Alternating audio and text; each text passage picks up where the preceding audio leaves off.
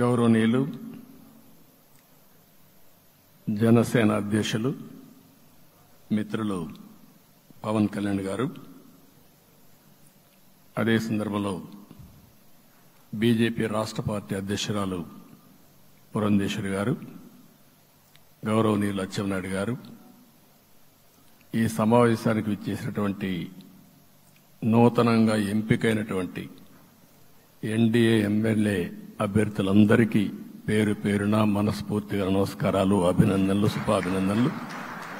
అందరూ కూడా మనస్ఫూర్తిగా కంగ్రాచులేషన్స్.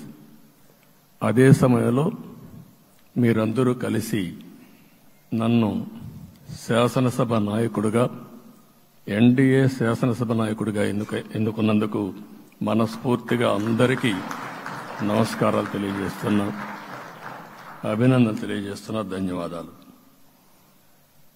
ఇప్పుడే మిత్రులు మాట్లాడారు. నేను కూడా చాలా ఎన్నికలు చూశాను. ఈసారి రాష్ట్ర చరిత్రలో ఎప్పుడూ ఇవ్వనటువంటి తీర్పు ఇచ్చారు. ఈ తీర్పు మళ్లీ నిలబెట్టుకునే బాధ్యత మనందరిపైన ఉంటుంది. అయితే రాష్ట్రంలో ఉండే 5 కోట్ల ప్రజలందరికీ శిరస్సు వంచి పాదాభివందనం చేస్తున్నా. ఈ రాష్ట్రాన్ని కాపాడుకోవడానికి మీరు చూపించిన చొరవ కోసం అందరం కూడా ఒకటి క్యాంపెయిన్ చేశాం. ప్రజలు గెలవాలి, రాష్ట్రం నిలబడాలి. ప్రజలు గెలిచారు. రాష్ట్రాన్ని నిలబెట్టే బాధ్యత ఇక్కడుండే శాసనసభ్యులపైన, మనందరిపైన ఉంది. ఈ విషయం మనం గుర్తుపెట్టుకోవాల్సిన అవసరం ఉంది. ఒక అరాచక పాలన, ఒక విధ్వంసకర పాలన. మామూలుగా ఇది చూస్తే ఈ కూటమి ఏర్పాటు చేసినప్పుడు కూడా నేను ఎప్పుడూ మర్చిపోలేను.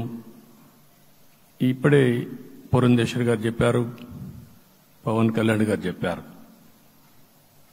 3 పార్టీలు కూడా ఒక అత్యున్నతమైన ఆశయాల కోసం పార్టీలు పెట్టినప్పటికీ ఈరోజు కలయిక కూడా మీరు చూస్తే, ఈ కలయికని చాలా ఎన్నికలు చూశాను కానీ నా చరిత్రలో ఎన్నికలైన తర్వాత కంప్లైంట్స్ ఉండేటివి. ఇక్కడ పలానోళ్లు సరిగా పనిచేయలేదు, ఇక్కడ ఈ నాయకులు కోఆపరేట్ చేయలేదని. నేను చూసిన మొట్టమొదటి ఎన్నిక, ఈసారి ఎన్నికల్లో మాత్రం 100% 3 పార్టీల నాయకులు, కార్యకర్తలు సమిష్టిగా పనిచేశారు. దానికి కారణం మనం ఒకసారి అన్వేషిస్తే, ప్రజలు మనోభావాలకు అనుగుణంగా మన కార్యకర్తలు కూడా ప్రవర్తించే పరిస్థితికి వచ్చారు. రాష్ట్రంలో ఉండే ప్రతి ఒక్క కార్యకర్తని, 3 పార్టీల తరపున ఉండే ప్రతి ఒక్క కార్యకర్తని, నాయకుడిని మనస్ఫూర్తిగా అభినందిస్తున్నా, ధన్యవాదాలు తెలియజేస్తున్నా, కృతజ్ఞతలు తెలియజేస్తున్నా. మేము చాలా వేవ్స్ చూశాం. 94లో 1 సైడ్ ఎన్నికలు జరిగాయి. అప్పుడు కూడా ఇన్ని సీట్లు రాలా, ఇన్ని ఓట్లు రాలా. ఈరోజు మనం చూస్తే 175 సీట్లకు గాను 164 సీట్లు గెలిచాం. అంటే 11 సీట్లే ఓడిపోయాం. అంటే స్ట్రైకింగ్ రేట్ 93%. అంటే మామూలుగా 93% రావడం అనేది దేశ చరిత్రలోనే అరుదైన అనుభవం ఇది. అలాంటి అనుభవం ఇక్కడ చూపించారు. ఓటింగ్ కూడా 57% ఓట్లు వేశారు. మనకు 50% ఓట్లు ఇస్తే ఎక్కువ అనుకుంటాం. అలాంటిది 57% ఆవరేజ్గా ఈ రాష్ట్ర ప్రజానీకం మనల్ని ఆశీర్వదించారంటే మనలో ఎంత బాధ్యత పెరిగిందో మనం ఒక్కసారి గుర్తుపెట్టుకోవాల్సిన అవసరం ఉంది. జిల్లాల వారీగా, పార్లమెంట్ల వారీగా విశ్లేషిస్తే శ్రీకాకుళం క్లీన్ స్వీప్ 7కు 7 గెలిచాం. విజయనగరం అన్నీ గెలిచాం. అరకు 2-3 ఎన్నికల్లో మనం గెలవకుండా ఈసారి ఎన్డీఏ అభ్యర్థులు చూస్తే 7కు 5 గెలిచాం. మన దురదృష్టం పార్లమెంట్ పోయింది. అక్కడి నుంచి వైజాగ్ 7కు 7 గెలిచాం. అనకాపల్లి 7కు 7 గెలిచాం. దెన్ తూర్పుగోదావరి, కాకినాడ, అమలాపురం, రాజమండ్రి, నరసాపురం, పక్కన వస్తే ఏలూరు, మచిలీపట్నం, కృష్ణా, గుంటూరు, నరసరావుపేట, బాపట్ల అన్స్టాపబుల్ 7కు 7 గెలిచాం. అక్కడి నుంచి ఒక్క ఒంగోలులో బ్రేక్ పడింది, ఒక 2 సీట్లు పోయినాయి. అక్కడి నుంచి నెల్లూరు 7కు 7 గెలిచాం. తిరుపతి 7కు 7 గెలిచాం. కానీ దురదృష్టం పార్లమెంటు పోగొట్టుకున్నాం. చిత్తూరు ఎప్పుడు ఇన్ని సీట్లు గెలవాలి, 7కు 7 గెలిచాం. అక్కడి నుంచి రాజంపేటలో 7కు 4 గెలిచాం. 3 సీట్లు పోగొట్టుకున్నాం, పార్లమెంటు పోయింది. అక్కడి నుంచి మీరు చూస్తే చరిత్రలో ఎప్పుడూ గెలవని విధంగా కడపలో 7కు 5 గెలిచాం మనం. ఆ తర్వాత అనంతపురంకి వస్తే క్లీన్ స్వీప్ 7కు 7 గెలిచాం. హిందూపూర్లో 7కు 7 గెలిచాం. నంద్యాల ఎప్పుడూ ఊహించని విధంగా 7కు 7 గెలిచాం. ఆ తర్వాత కర్నూలుకు వస్తే 7కు 5 గెలిచాం. నేను ఈ 11 మందిని కూడా అదే మారిగా జనసేన మిత్రులు పవన్ కళ్యాణ్ గారు 21 సీట్లు తీసుకొని 21 గెలిచాడు.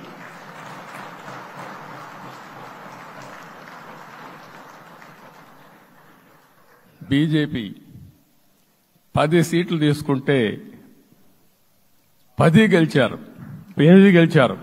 అంటే 10కి 8 గెలవడం అనేది ఒక చరిత్ర. ఆ 2 సీట్లు కూడా కొన్ని ప్రత్యేకమైన కారణాల వల్ల ఓడిపోయాం తప్ప ఇంకోటి కాదు.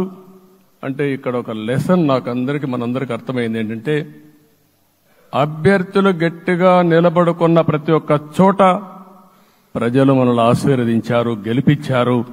ఇదే ఈ యొక్క ఎన్నికల్లో మనందరం గుర్తుపెట్టుకోవాల్సిన ఒక ప్రత్యేకమైన విషయం.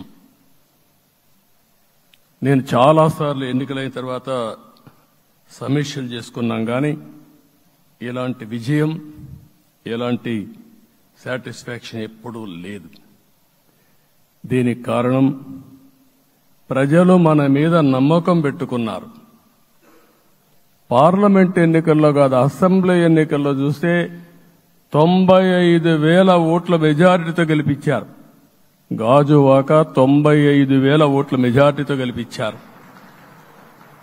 ఈ విషయాలు నేను పవన్ కళ్యాణ్ గారు ఢిల్లీకి వెళ్ళినప్పుడు, పురంధేశ్వరి గారు వచ్చినప్పుడు,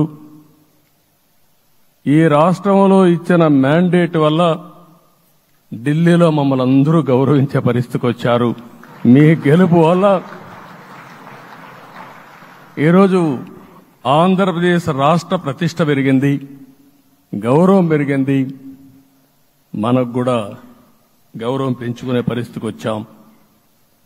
అయితే ఇక్కడ ఒక విషయం మనం గుర్తుపెట్టుకోవాల్సింది, ఎంపిక చేసినప్పుడు అన్ని విషయాలు మేము కూలంకుషంగా ఆలోచించాం.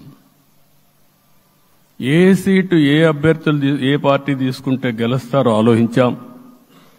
ఒకసారి నేను చాలాసార్లు చూసినప్పుడు సీట్ల ఎంపికలో చాలా సమస్యలు వచ్చేటివి. మొట్టమొదటిసారిగా మొన్న ఎంపికల్లో కూడా చిన్న చిన్న సమస్యలు తప్ప ఎక్కడ పెద్ద సమస్యలు రాలేదు. అంటే మేమందరం కూడా ఒకటి ఆలోచించాం, గెలిపే ధ్యేయంగా పనిచేయాలి. కాబట్టి ఏ సీట్లో ఎవరు సీట్ ఇస్తే వాళ్ళు గెలుస్తారో ఆ సీట్లే ఇచ్చాం. అదే సమయంలో సీట్లు ఇచ్చిన తర్వాత ప్రతి ఒక్కరూ గౌరవించి గెలిపించే బాధ్యతకు వచ్చారు. ఇంకొక పక్కన ఈరోజు మిమ్మల్ని అందరినీ ఇప్పుడే పవన్ కళ్యాణ్ గారు చెప్పినట్టు వారి యొక్క సమయ స్ఫూర్తిని నేను ఎప్పుడూ మర్చిపోలేను.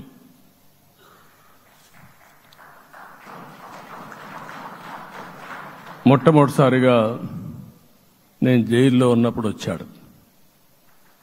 వచ్చినప్పుడు నన్ను పరామర్శించాడు. బయట వచ్చి ఈ రాష్ట్రం అంత మునుపు చెప్పినా, అంత మునుపు అనేక సందర్భాల్లో ప్రభుత్వ వ్యతిరేక ఓటు చీలకూడదని చెప్పారు. కానీ నన్ను చూసి బయటికి వెళ్ళిన తర్వాత ఈరోజు తెలుగుదేశం జనసేన పొత్తు పెట్టుకుంటున్నామని చెప్పిన మొదటి వ్యక్తి పవన్ కళ్యాణ్ గారు. అప్పటికే బీజేపీతో పొత్తుంది.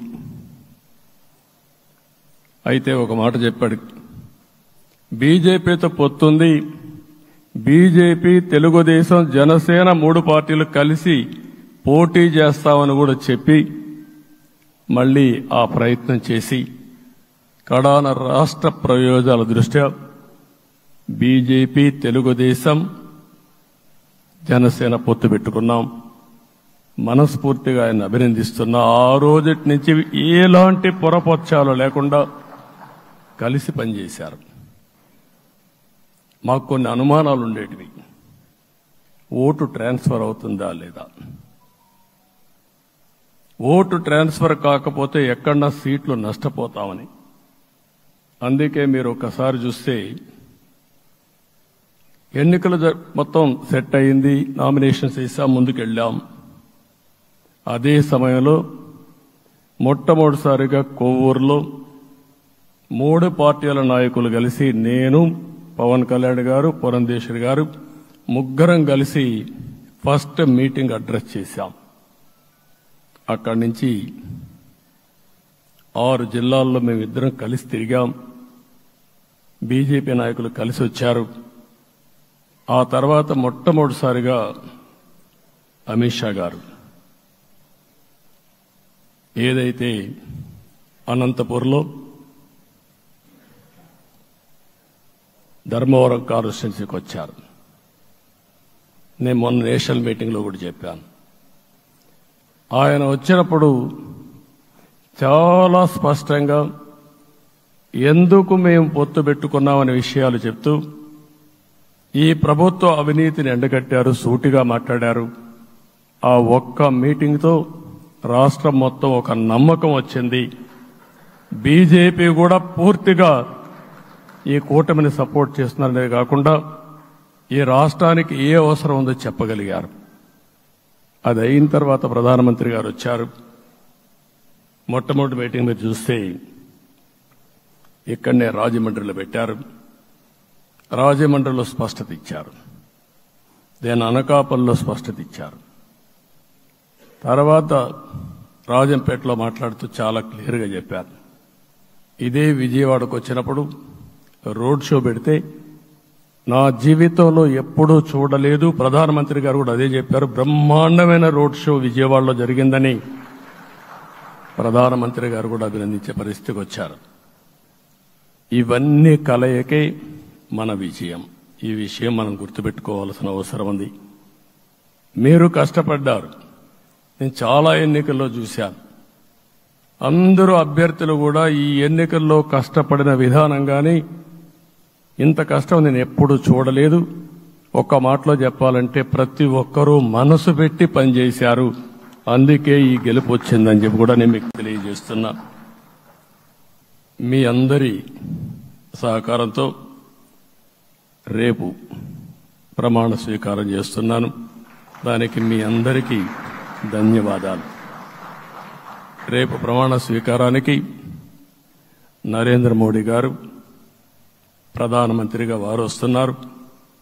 అదే మరిగా ఎన్డీఏ నాయకులు వస్తున్నారు. ఇది ఒక అరుదైన అనుభవం. అంటే నేను 4వసారి ముఖ్యమంత్రిగా ప్రమాణ స్వీకారం చేస్తున్నాను కానీ ఈసారి దీనికి ఉండే ప్రాధాన్యత, ప్రజలు మన మీద పెట్టుకున్న నమ్మకం, నష్టపోయారు, ఇబ్బందులు పడ్డారు, మన మీద హోప్ పెట్టుకున్నారు, తిరిగి నేను ఒక్కడినే చేసే కార్యక్రమం కాదు. అందరం సమిష్టిగా మళ్లీ ప్రజలకు రుణం తీర్చుకునే సమయం ఆసన్నమైంది. దానికి ఈ రాష్ట్రానికి పూర్తిగా కేంద్ర సహకారం అవసరం. నిన్న పోయినప్పుడు కూడా నేను చాలా స్పష్టంగా కేంద్ర నాయకత్వాన్ని కోరాను. అటు అమిత్ షా గారిని, అదే మరి ప్రధానమంత్రి గారిని అందరినీ కోరాం. పూర్తిగా సహకరిస్తామని వారు హామీ ఇచ్చారు. దానికి మనందరి తరపున కేంద్రంలో ఉండే ప్రధానమంత్రి నరేంద్ర మోడీ గారిని, అదే మరి అమిత్ షా గారిని, కేంద్ర నాయకత్వాన్ని, అదే మరిగా బీజేపీ దేశ అధ్యక్షుడైనటువంటి నేషనల్ ప్రెసిడెంట్ గారి నడ్డా గారిని మనస్ఫూర్తిగా అభినందిస్తున్నానని చెప్పి కూడా నేను మీకు తెలియజేస్తున్నాను. ఈరోజు 45 సంవత్సరాలుగా రాజకీయాల్లో ఉన్నాను. నేను ఎప్పుడు కూడా రాగద్వేషాలకు అతీతంగా రాజ్యాంగంలో ఏదైతే మనం ప్రమాణం చేస్తామో రాజ్యాంగాన్ని అనుసరించి అదే విధంగా పనిచేశాను. మళ్లీ ఈరోజు మీ అందరికీ హామీ ఇస్తున్నాం. నాకు అలవాటు ప్రజల కోసం కష్టపడడం, అవిశ్రాంతంగా పనిచేయడం, పోరాటాలు మాత్రమే నాకు తెలుసు. ప్రజాహితం మాత్రం తెలుసు. తప్పకుండా దాన్ని నిలబెట్టుకుంటా. ఇన్ని దశాబ్దాలుగా కూడా ప్రతి అడుగు కూడా మీరు ఒకసారి చూస్తే ప్రతి ఆలోచన, తపన అన్ని కూడా ప్రజల కోసమే చేశాం. ఈరోజు మనకిచ్చింది ప్రజల అధికారం కాదు. ఇది ఒక పవిత్రమైన అత్యున్నతమైన బాధ్యత మనకు అప్పచెప్పారు. ఈ విషయం అనుక్షణం ప్రతి ఒక్కరూ మనం గుర్తుపెట్టుకోవాల్సిన అవసరం ఉంది. నేను 14 సంవత్సరాలు దగ్గర ముఖ్యమంత్రిగా ఉన్నాను. 15 సంవత్సరాలు ప్రతిపక్ష నాయకుడిగా పనిచేశాను. ఎన్నో సవాళ్లు చూశాను, ఎన్నో సంక్షోభాలు చూశాను. ప్రతి ఒక్క సంక్షోభాన్ని ఒక అవకాశంగా మలుచుకుని ముందుకు పోయాం.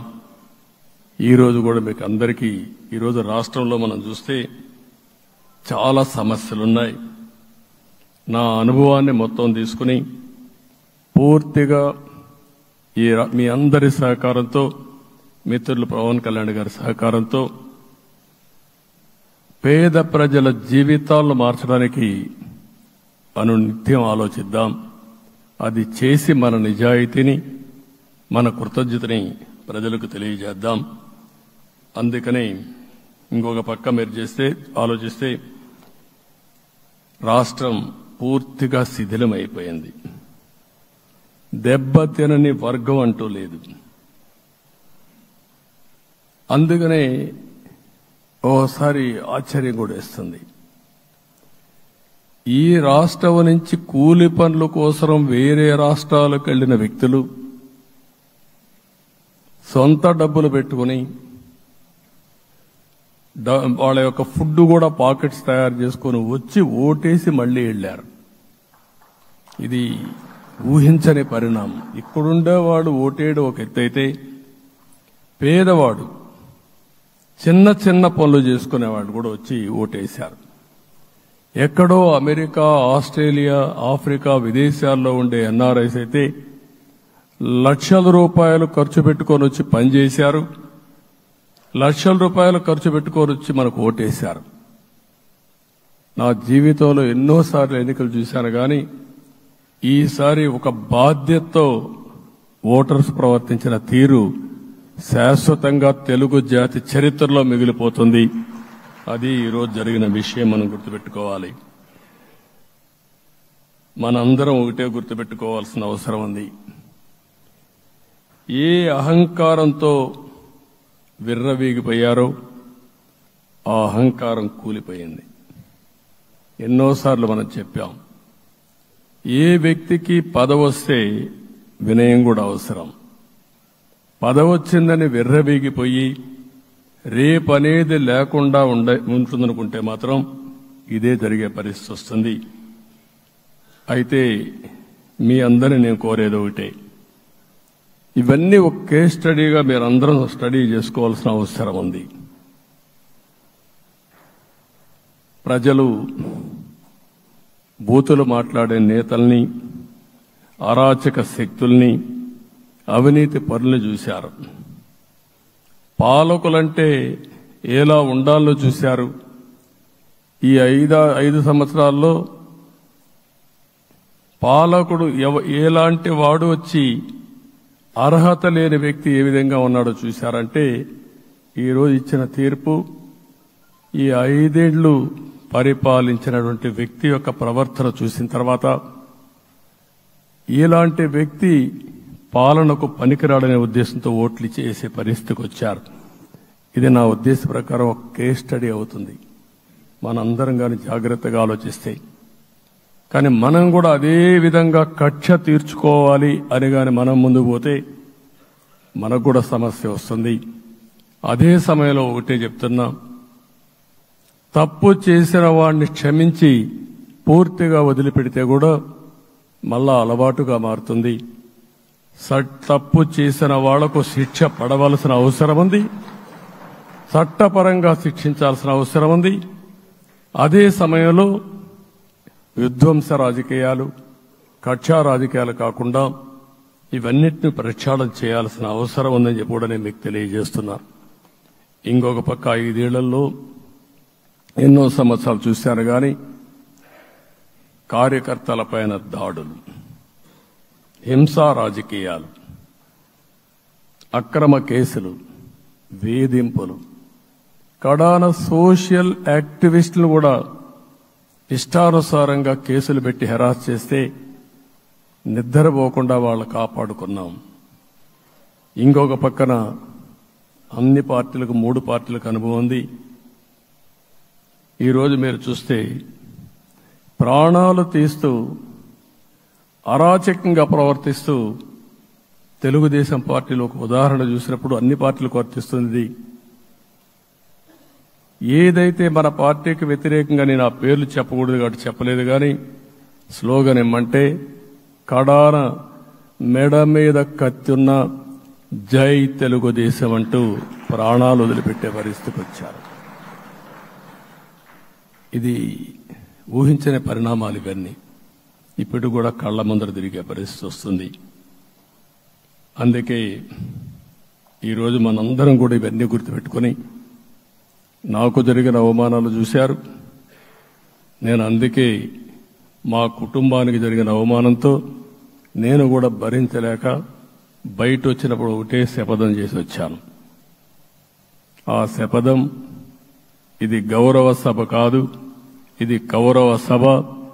ప్రజాక్షేత్రంలో గెలిచి మళ్లీ ఈ సభను గౌరవ సభగా చేసి అడుగు పెడతానని చెప్పి శపథం చేసి బయట వచ్చాను. ఓసారి ఇవన్నీ చరిత్ర. ఆ శపథాన్ని ప్రజలు గౌరవించారు. గౌరవించిన ప్రజల్ని నిలబెట్టే బాధ్యత మనందరిపైన ఉంది. సభను కూడా ఎన్నోసార్లు పవన్ కళ్యాణ్ గారు చెప్పారు, భవిష్యత్తులో ఆంధ్రప్రదేశ్ శాసనసభని ఒక గౌరవ సభగా చేసి ప్రజా సమస్యల్ని చర్చిస్తామని చాలా స్పష్టంగా చెప్పారు. అలాంటి బ్రహ్మాండమైన వాతావరణం క్రియేట్ అవుతుంది. దానికి ఒక శాసనసభాపక్ష నాయకుడిగా నేను హామీ ఇస్తున్నా. మళ్లీ ఈ సభను గౌరవ సభగా, ఈరోజు మన పరిపాలన ప్రజా పరిపాలన, ప్రజా ప్రభుత్వంగా మనం ముందుకు పోవాల్సిన అవసరం ఉంది. ముందుకు పోతామని చెప్పి కూడా నేను మీకు తెలియజేస్తున్నా. ఇంకా కిందికి డెప్త్కి వెళ్తే గవర్నమెంట్లో ఏముందో ఇప్పటికి తెలియదు, ఎంత అప్పు ఉందో తెలియదు, ఎక్కడెక్కడ తెచ్చారో తెలియదు. ఇవన్నీ కూడా డెప్త్కి వెళ్ళినప్పుడు ఎన్ని లక్షల కోట్ల అప్పు ఉంది, ఏదేది తాకట్టు పెట్టారు, ఆర్థిక వ్యవస్థ ఏ విధంగా చిన్నాభిన్నం అయిపోయింది, ఇవన్నీ కూడా అధ్యయనం చేసుకోవాల్సిన అవసరం ఉంది. ఇరిగేషన్ రంగాన్ని పూర్తిగా నిర్వీర్యం చేశారు. రాష్ట్రానికి అతి ముఖ్యమైన ప్రాజెక్టు పోలవరం. కేంద్రం క్లియర్గా పోలవరానికి సహకరించారు. నాకు ఇప్పుడు కూడా జ్ఞాపకం ఉంది, 2014 కంటే ముందు నేను ముఖ్యమంత్రి అయ్యాను, ఎంపికయ్యాను, ఢిల్లీకి వెళ్ళాను.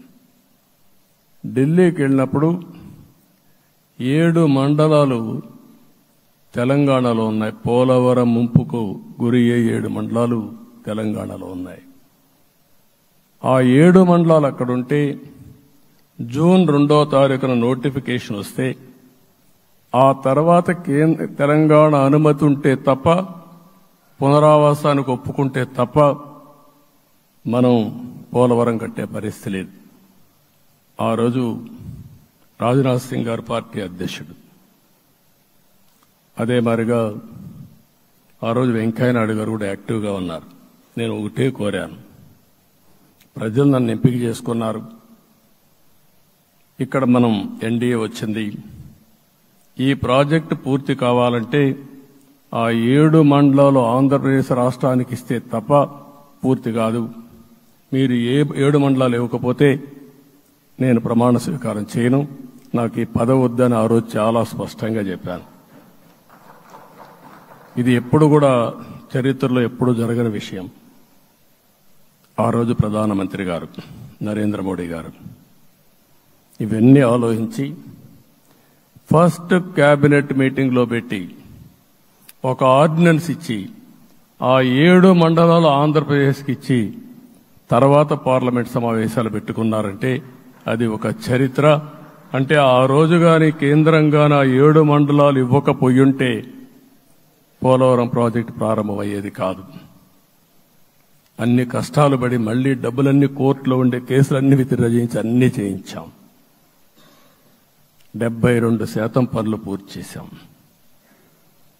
ఈరోజు మళ్లీ మొదటికొచ్చింది. డయాఫామ్ వాల్ పూర్తిగా కొట్టుకోబోయే పరిస్థితికి వచ్చింది, డ్యామేజ్కి అయ్యే పరిస్థితి వచ్చింది, ఎక్కడుందో తెలియని పరిస్థితి. మళ్లీ కేంద్ర సహకారంతో రాష్ట్రానికి అతి ముఖ్యమైన ప్రాజెక్టు పోలవరం, దీన్ని పూర్తి చేసే బాధ్యత, దీన్ని పూర్తి చేసి నదుల అనుసంధానం చేసి మన అందరం ప్రతి ఒక్క ఎకరాకు నీళ్లు ఇవ్వగలిగితే దానికంటే బ్రహ్మాండమైన కార్యక్రమం ఏమీ ఉండదు. వ్యవసాయ రంగం స్టెబిలైజ్ అవుతుంది. ఇది సాధించడానికి అన్ని విధాలా కష్టపడతామని చెప్పి కూడా నేను మీకు తెలియజేస్తున్నాను. ఇంకొక పక్క వ్యవసాయ రంగం పూర్తిగా సంక్షోభంలో పడిపోయింది. రైతులు అప్పుల పాలయ్యారు. 5 ఏళ్లలో 9 సార్లు కరెంటు ఛార్జీలు పెంచారు. ఈ విధంగా ఇవన్నీ కూడా ఇంకొక పక్క మీరు చూస్తే అమరావతి 10 సంవత్సరాల తర్వాత మన రాజధాని ఏదంటే చెప్పుకోలేని పరిస్థితి. ఇప్పటికి కూడా మనకు గుర్తొచ్చేది ప్రజావేదిక విధ్వంసం. అలాంటి దుర్మార్గమైన కార్యక్రమాలు జరిగాయి. ఇవన్నీ కూడా గుర్తు చేసుకుంటూనే కక్షపూరిత రాజకీయాలు కాకుండా కన్స్ట్రక్టివ్ పాలిటిక్స్ కి మనం ముందుకు పోవాల్సిన అవసరం ఉంది. అందుకే ఈరోజు నేను ఒకటే మీ అందరికీ హామీ ఇస్తున్న, మీ ద్వారా ప్రజలందరికీ, మనది ప్రజాప్రభుత్వం. ఇకపైన మన ప్రభుత్వంలో ప్రజావేదికల కూల్చివేతలుండవు. 3 రాజధానులంటూ రాష్ట్ర భవిష్యత్తు ఆటలాడే పరిస్థితి ఉండదు. మన రాజధాని అమరావతి, అమరావతి రాజధాని. విశాఖపట్నం ఆర్థిక రాజధానిగా, ఒక ప్రత్యేకమైన సిటీగా, ఆధునికమైన నగరంగా తయారు చేసుకుందాం. దాన్ని ఎప్పుడు కూడా నేను కంబైన్డ్ ఆంధ్రప్రదేశ్ కూడా గుర్తుపెట్టుకున్నాను. విశాఖపట్నం అటు జనసేనకు, తెలుగుదేశానికి, బీజేపీకి ముగ్గురు కూడా చాలా ముఖ్యమైన నగరం ఇది. ఎందుకు నేను ఈ మాట అంటున్నానంటే, లాస్ట్ ఎలక్షన్లో 2014లో హరిబాబు అక్కడ ఎంపీగా గెలిచారు.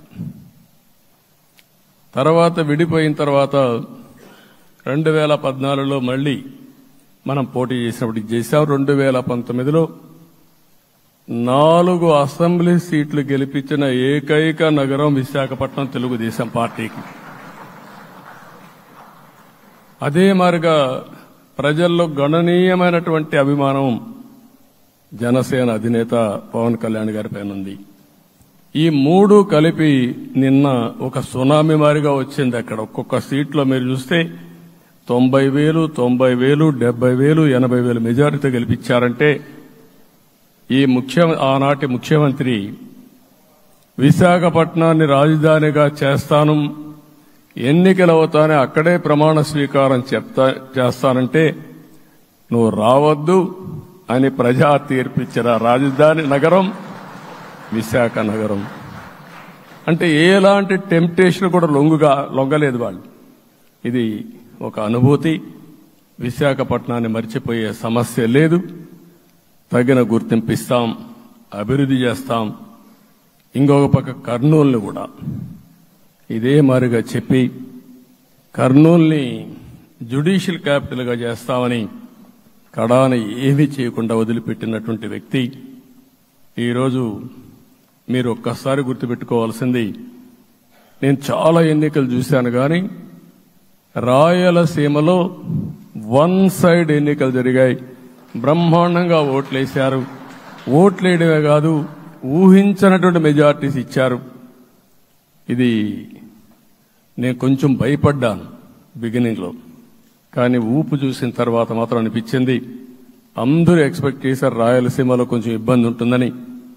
అలాంటి రాయలసీమ తిరుగుబాటు చేసే పరిస్థితికి వచ్చింది. దానికి కూడా మనందరి మీద బాధ్యత ఉంది. కర్నూలుని అన్ని విధాలా అభివృద్ధి చేసే బాధ్యత Telugu Desam party, Janasena, BJP, NDA కూటమి తీసుకుంటామని కూడా హామీ ఇస్తున్నాను. ఈ 3 సిటీలే కాకుండా మొత్తం అన్ని జిల్లాల్ని సమభావంతో ఆలోచించి మనం ముందుకెళ్దాం. ఇంకొక పక్క మనలో ఏ కోశాన కూడా అహంకారం ఉండకూడదు, అరాచకం అనేది ఎక్కడా కనిపించకూడదు. ఈ రాష్ట్రంలో అశాంతికి చోటు అనేది లేకుండా ముందుకు పోవాల్సిన అవసరం ఉంది. రాష్ట్ర ప్రజలందరికీ హామీ ఇస్తున్నా, సీఎం వస్తున్నాడంటే చెట్లు కొట్టేయడం, లేకపోతే రోడ్లు మూసేయడం, షాపులు బంద్ చేయడం, పరదాలు కట్టుకోవడం అవన్నీ ఉండవు. సీఎం కూడా ఒక మామూలు మనిషిగానే వస్తా, అందరితో కలిసి ఉంటాం. నేను సీఎంగా ఉన్నా మా మిత్రుడు పవన్ కళ్యాణ్ గారు ఏ హోదాలో ఉన్నది కూడా రేపు అనౌన్స్ చేసుకుంటాం.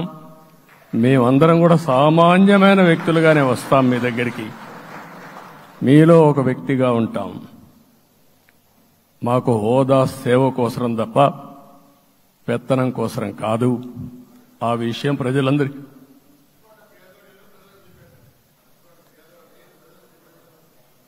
అవన్నీ చేస్తాం. ఇంకొక పక్కన నిన్న మొన్న నేను వస్తానంటే వాళ్ళకు కూడా తెలుసు కాబట్టి ఎన్డీఏ అభ్యర్థిగా అంటే శాసనసభ నాయకుడిగా ఎన్నుకుంటారనే ఉద్దేశంతో, ముఖ్యమంత్రి అవుతాను ఉద్దేశంతో రోడ్లన్నీ కూడా నిలిపేస్తాను. నేను ఒకటే చెప్పాను, మేము వచ్చినప్పుడు ఒక్క నిమిషం ఒక సిగ్నల్కి ఇంకొక సిగ్నల్కి కొద్దిగా గ్యాప్ పెట్టుకోండి. అవసరమైతే ఒక 5 నిమిషాలు లేట్ అయినా మాకు పర్వాలేదు, కానీ ప్రజలు ఎవ్వరికీ ఇన్కన్వీనియన్స్ కలగకూడదని చాలా స్పష్టంగా ఆదేశాలు ఇచ్చాం. కాబట్టి అవన్నీ మనం చేద్దాం. ఇంకొక పక్కన దాడులు చేసి బాధితులపైనే కేసులు పెట్టే పరిస్థితి ఉండదు ఈ రోజు నుంచి. అది కూడా మనం చూశాం. ఏ ఒక్కరి ఆత్మగౌరవానికి భంగం కలగదు. ఒక పాజిటివ్ గవర్నెన్స్ అన్ని చోట్ల కనపడుస్తుంది. ప్రజాహితం కోసమే పనిచేస్తాం. ప్రతి నిర్ణయం, ప్రతి అడుగు ప్రజల కోసమే ఉంటుంది. స్టేట్ ఫస్ట్ అనే నినాదంతో ముందుకు పోతాం. ఈరోజు మేము ముగ్గురం కూడా ఢిల్లీలో వెళ్ళినప్పుడు కూడా మా ఆలోచన ఈ రాష్ట్రం ముందుండాలనే ఉద్దేశంతోనే ముందుకు పోయాం. అదే సమయంలో ఈరోజు మన రాష్ట్రానికి కూడా సముచితమైన గౌరవం. 3 మంత్రులు కేంద్రంలో మన వాళ్ళు ఉండే పరిస్థితికి వచ్చారు. ఒక పక్కన రామ్మోహన్ నాయుడు శ్రీకాకుళం ఎంపీ, ఆయన కేంద్రంలో మంత్రి పదవి, కేబినెట్ పదవి వచ్చింది. ఇంకొక పక్కన పెంబసాని చంద్రశేఖర్కి స్టేట్ మినిస్టర్గా ఎంఓఎస్ కింద ఇచ్చారు.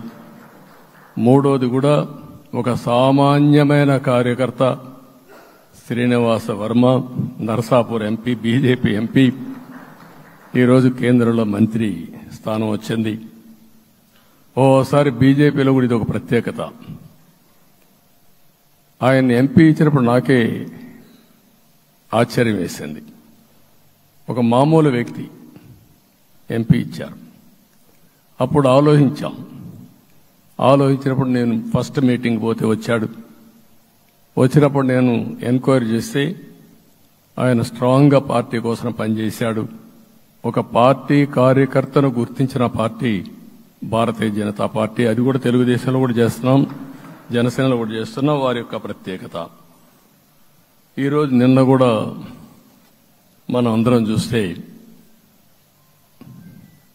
మోదీ గారు మొన్నే మీటింగ్ అయినప్పుడు చూశాం, ఆయన స్పీచ్ను కూడా చూశాం. నేను కూడా చాలా స్పష్టంగా చెప్పాను, 10 సంవత్సరాల మోడీ గారి పరిపాలన దేశ ప్రతిష్ట పెంచింది. ప్రపంచంలోనే భారతీయులకు గుర్తింపు వచ్చింది. 11వ స్థానంలో ఉన్న ఆర్థిక వ్యవస్థ ఈరోజు 5వ స్థానానికి తీసుకొచ్చారు. ఇంకొక పక్కన ఎన్డీఏ 3.0 ఈ పరిపాలన 5 ఏళ్లలో 5వ స్థానం నుంచి 3వ ఆర్థిక అతిపెద్ద దేశంగా భారతదేశం ఎమర్జ్ కాబోతుంది. ఇది మన దేశానికి గర్వకారణం. ఇంకొక పక్కన ఆయన కల వికసిత్ భారత్ 2047, మనందరి కల వికసిత్ ఆంధ్రప్రదేశ్. ఇది మనందరం ఒక కలగా పెట్టుకొని ముందుకు పోవాల్సిన అవసరం ఉంది. అదే సమయంలో మనందరి ఆలోచన పేదరికం లేని సమాజం, zero poverty nation, zero poverty state, zero poverty నియోజకవర్గం. ఇది ఎన్టీ రామారావు గారి కళ. ఆయన చాలాసార్లు నేను మొన్న కూడా చెప్పాను, ఒకప్పుడు కమ్యూనిజం, క్యాపిటలిజం, సోషలిజం ఇది ఆర్థిక సంస్కరణ రాని ముందు ప్రతి ఒక్కరిని అడిగే విధానం. ఎవరిని అడిగినా మీరు ఏ సైడ్ ఉంటారని అడిగేవాళ్ళు. అలాంటి సమయంలో ఎన్టీ రామారావు గారిని మీరు ఏ ఇజాన్ని నమ్ముతారో చెప్పమంటే నాకు ఈ ఇజాల గురించి తెలియదు, నాకు తెలిసింది ఒకే ఒక ఇజం, అది హ్యూమనిజం అని చెప్పిన ఏకైక నాయకుడు భారతదేశంలో ఎన్టీ రామారావు గారు. ఆయన ఆ రోజు చెప్పింది పేదరికం లేని సమాజాన్ని సృష్టించాలని, పేదవాళ్లే దేవుళ్ళు, సమాజమే దేవాలయం అని చెప్పిన వ్యక్తి. ఆ కళని సాధికారం చేద్దాం. అదే నేను నిన్న చెప్పినప్పుడు కూడా ఈ దేశం అభివృద్ధి కావడంలో ఎలాంటి అనుమానం లేదు. కానీ ఆ అభివృద్ధి ఫలితాలు పేదవాళ్లకు తీసుకుపోవడంలో కాన్షియస్ ప్రజా నిర్ణయాలు తీసుకోవాలి, పబ్లిక్ పాలసీ తీసుకోవాలి. దానికి మన రాష్ట్రం నాంది పలికి కేంద్రానికి కూడా ఒక ఆదర్శంగా మనం నిరూపించుకుందాం. దానికి మీరందరూ కూడా మీ స్థాయిల్లో మీరు చేయాల్సిందిగా నేను కోరుకుంటూ ఈరోజు ప్రజలందరికీ విజ్ఞప్తి చేస్తున్నాం. మీరు ఓట్లు వేశారు, మమ్మల్ని గెలిపించారు, మీరు గెలిచారు, మీ పని అయిపోలేదు. కానీ మమ్మల్ని అనునిత్యం ఆశీర్వదించుతూ నడిపించే బాధ్యత ప్రజల్ని తీసుకోమని పూర్తిగా కోరుకుంటున్నాం. ప్రజాస్వామ్యంలో ఎప్పుడు కూడా ఓట్లేసి బాధ్యత లేకుండా ఉండేవాళ్లు, కావాల్సింది అడిగేవాళ్లు. నిన్న ఎన్నికల్లో చాలా మందిని చూశాను. ఫస్ట్ టైం పోలింగ్ ప్రారంభం అవుతానే అరాకొర వచ్చేవాళ్లు. పోలింగ్ పోస్ట్ స్టేషన్లో కూడా మనుషులు ఉండేవాళ్లు కాదు. కొంతమంది మధ్య తరగతి అబోవ్ ఉండేవాళ్ళైతే ఎప్పుడో మధ్యాహ్నం పైన పోదామని ఇంట్లో లీజర్గా పడుకునేవాళ్లు. మధ్యాహ్నం పైన కూడా ఖాళీగా ఉంటే వచ్చేవాళ్ళు, ఎండలు ఎక్కువ ఉంటే కొంతమంది అవాయిడ్ చేసేవాళ్ళు. అందుకే మొన్న ఎన్నికల్లో మీరు చూస్తే ఫస్ట్ అవర్లో ప్రతి ఒక్క పోలింగ్ స్టేషన్ ఫుల్గా క్యూలు ఉన్నాయి. ఆ క్యూలు కంటిన్యూ అయింది. మీరు చూస్తే రాత్రి 2 గంటల వరకు క్యూలో నిలబడుకొని ఓట్లు వేశారంటే వాళ్ళ బాధ్యత వాళ్ళు నెరవేర్చారు. దానికి మనం అందరం గుర్తుపెట్టుకొని ఏ విధంగా చేయాలనో మనం కూడా చేయాల్సిన అవసరం ఉంది. ప్రజలందరికీ విజ్ఞప్తి చేస్తున్నా, మమ్మల్ని నడిపించండి. ఎక్కడైనా మేము తప్పు చేస్తే చెప్పే విధానం కూడా ఎస్టాబ్లిష్ చేస్తాం. ఎప్పటికప్పుడు ఫీడ్బ్యాక్ ఇవ్వండి. ఫైనల్గా కలిసి సాగుదాం, రాష్ట్రాన్ని పునర్నిర్మాణం చేద్దాం. నా జీవితంలో నేను చాలా చూశానుగా, నాకు ఒకటే కోరిక, భారతదేశం ప్రపంచ దేశాల్లో నెంబర్ 1 దేశంగా తయారు కావాలి. అవుతుంది, దాంట్లో అనుమానం లేదు. 2047కి ప్రపంచంలో భారతదేశం మొదటి స్థానం. బాగా పనిచేసుకుంటే, లేకపోతే 2వ స్థానంలో మనం ఉంటాం. అదే సమయంలో ప్రపంచం మొత్తం భారతీయులు నెంబర్ 1 స్థానంలో ఉంటారు. అది నరేంద్ర మోడీ గారి కల. అది డెఫినెట్ గా జయప్రదం అవుతుందని నేను ప్రగాఢంగా విశ్వసిస్తున్నా.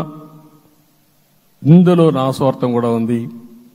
తెలుగు జాతి ప్రపంచంలోనే నెంబర్ 1గా ఉండాలనేది మన కోరిక. ఇప్పటికీ మీరు చూస్తే హైయెస్ట్ పర్ క్యాపిటా ఇన్కమ్ ప్రపంచంలో ఏ దేశంలోకి వెళ్ళా భారతీయులు సంపాదిస్తున్నారు. అందులో అగ్రస్థానంలో తెలుగు వాళ్ళు ఉన్నారు. అదే సమయంలో ఈ రాష్ట్రాన్ని నెంబర్ 1గా చేయాలనే సంకల్పం మనందరికీ ఉండాల్సిన అవసరం ఉంది. ఇది అసాధ్యం కాదు. ఈ రోజు ఉండే పరిస్థితిని సవరిస్తూనే మళ్లీ నిర్మాణాత్మకంగా వెళ్తే ఒక నిర్దిష్టమైన సమయం ప్రకారం ఆంధ్రప్రదేశ్ రాష్ట్రాన్ని నెంబర్ 1 చేసుకునే అవకాశం ఉంటుంది. అదే సమయంలో జీరో పావర్టీ. మన ఆలోచనలన్నీ కూడా ఒకటే మీరు ఆలోచించుకోవాలి. ఎవరైతే పేదవాళ్ళు ఉన్నారో, పేదవాళ్ళలో నిరుపేదలు ఉన్నారో దానిపైన దృష్టి పెట్టాలి.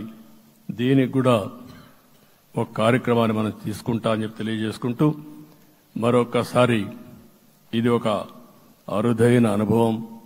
నా జీవితంలో మరిచిపోలేనటువంటి ఘట్టం. దీనికి మిమ్మల్ని అందరినీ ఎన్డీఏ అభ్యర్థిగా ముఖ్యమంత్రిగా నన్ను ఎంపిక చేసిన ఎన్డీఏ ఎమ్మెల్యేలందరినీ పేరు పేరున మనస్ఫూర్తిగా అభినందిస్తూ, మరొకసారి బాధ్యత ఈ రోజు నుంచి ఇంకా ఎక్కువైంది. నిన్నటి వరకు ఈ రాష్ట్రంలో ప్రతి ఒక్కరికి నిద్ర లేని రాత్రులే. నా ఒక్కడికే కాదు. ఇప్పుడు తలుసుకుంటే ఓసారి బాధేస్తుంది. ఆ బాధపడిన రోజులు చూసుకుంటే, ఒక వ్యక్తిని జైల్లో పెట్టినప్పుడు నాకు 40 రోజుల నుంచి 90 రోజులు 100 రోజులు పట్టేది మళ్ళా బయట తేవాలంటే. మళ్ళా జైల్లో ఏం చేస్తారో తెలియదు. అక్కడి నుంచి ఇంకా ప్రెషర్ మౌంటప్ చేసుకుంటూ వచ్చాం. ఆ త్యాగం చేసిన రోజులను ఒకసారి గుర్తుపెట్టుకుంటూ, సఫర్ అయిన ప్రతి ఒక్కరిని, పార్టీ కార్యకర్తలనే కాకుండా ప్రజలను కూడా గుర్తుపెట్టుకొని, సోషల్ యాక్టివిస్టులు గుర్తుపెట్టుకొని ఈ రాష్ట్ర పునర్నిర్మాణం కోసం ముందుకు పోదామని తెలియజేసుకుంటూ, మరొకసారి మీ అందరికీ మనస్ఫూర్తిగా అభినందనలు తెలియజేసుకుంటూ, నన్ను పూర్తిగా బలపరిచినటువంటి మిత్రుడు పవన్ కళ్యాణ్ గారికి, అదే మాదిరిగా బీజేపీ నాయకత్వానికి, పురంధేశ్వర్ గారు ఇక్కడ నేను చూశాను. మేమిద్దరం, వారు ఎంపీ అభ్యర్థిగా ఉన్నప్పటికీ ఎప్పుడో కంప్లైంట్ చేసినా లేకుంటే కోఆర్డినేషన్ ప్రాబ్లం వచ్చినా ఇమీడియట్ గా స్పందించి వారు కూడా కోఆర్డినేట్ చేశారు. అందరూ కూడా ఎక్కడ పొరపచ్చాలు లేకుండా మనస్ఫూర్తిగా చేశాం కాబట్టి ఈ గెలుపు సాధ్యమైంది. ఈ గెలుపుకు సహకరించిన ప్రతి ఒక్క నాయకుడికి, ప్రతి ఒక్క పార్టీకి, ప్రతి ఒక్క కార్యకర్తకి, ప్రజలందరికీ కూడా పేరు పేరున మనస్ఫూర్తిగా నమస్కారాలు తెలియజేసుకుంటూ మీ అందరి దగ్గర సెలవు తీసుకుంటున్నాను. జై హింద్.